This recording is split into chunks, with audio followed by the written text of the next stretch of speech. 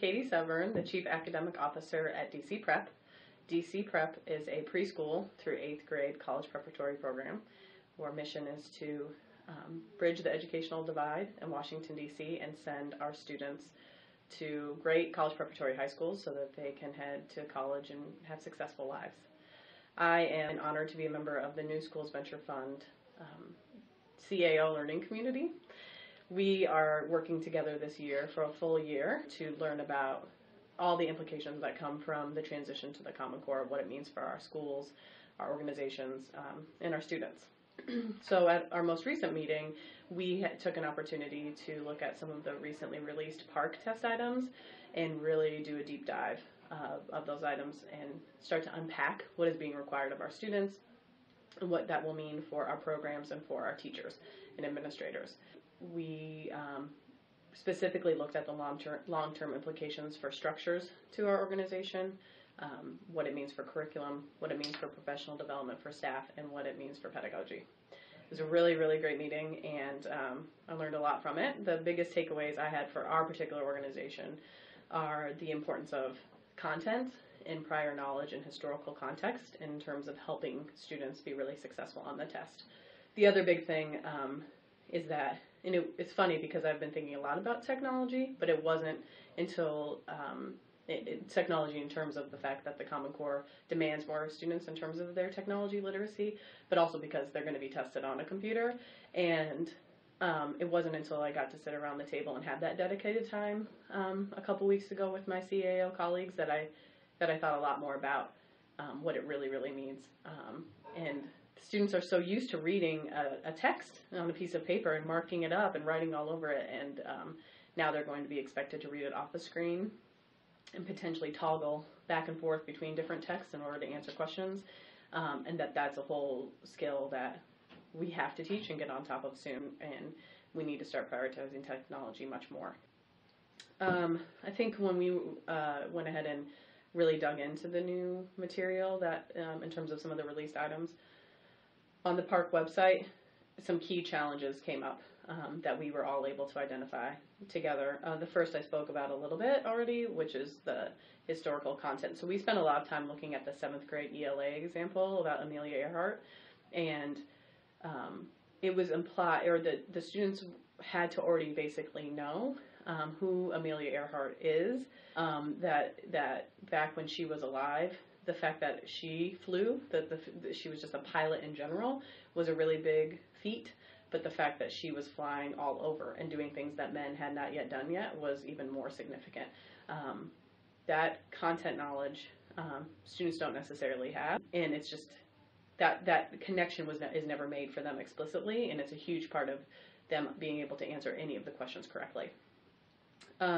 We also realized and saw that not only do students have to support the judgments that they make from a text and do that well, the Common Core, the PARCC assessment is demanding that the students select the right claim or make the right judgment first and then support it well. When we dug into how the items are being scored, we realized that, and we realized us as a learning community need to do a lot more work on figuring out how to help kids select the right claim to help them then select the right evidence. And part of that is just spending a lot more time unpacking what the question is actually really asking. One of the documents that we took a look at together to try to bridge what we need to do as educators and what's being required of our students on the test is the depths of knowledge rigor matrix, I think is what we're calling it. And I think it's going to be really helpful to continue using that to do two things. One, we're currently at DC Prep asking teachers to create their own unit assessments in collaborative teams. So using that rigor matrix will help them do a better job at creating assessments. It will also help them do a better job of unpacking and understanding assessments that they are given to give to students. And I think we can then use what is in that matrix to help us help the teachers develop exemplar responses to certain test questions so that we are setting the bar or the expectation for what rigor looks like at DC Prep, and then have our teachers teach to that. So at DC Prep, we've been pretty collaborative about curriculum creation and assessment creation. And one of the things that Common Core standards and PARC and what it demands is pushing us to think about, and certainly what my fellow CAOs are pushing me to think about in the learning group, is whether or not that's a good use of resources and time. So a lot of the other CMOs that are part of this working group are providing the curriculum rather than building it, and we are spending a lot of time building it, which includes the assessments. So are we providing our teachers with the right bar of rigor right now, or are we so busy spending time creating it that we're missing the bar? And we're actually shifting some of what we're doing for the rest of the year to actually do more of the assessment writing for each unit as a smaller group to help set the bar, using what we know from these released items for PARC as well as the depths of knowledge to help us do a better job of setting that bar. So that's been a huge learning for us, and we are already able to act on it in just a few short weeks. I think long term, I would say next year, some this year, and then definitely for next year, our writing program needs to be the plan. It needs to be our strategic plan for the entire organization. We've got to hit that first before we even start to fully tackle what performance assessments mean.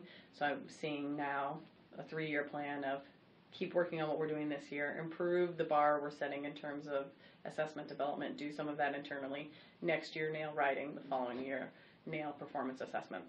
I think what we'll continue to push this year and in future years, but certainly what came out of the conversation when we really dug into the PARC item this past CAO session was the importance of understanding authentic text and text complexity. We need to keep working on how we're matching our text to readers and making sure our teachers understand how to look at a text and understand if it's exactly what we need, the level we need to have it be at to push kids as readers and thinkers. And then to come away with all those things after 3 hours is really helpful, and great group of people to work with. I'm excited to keep learning more with them.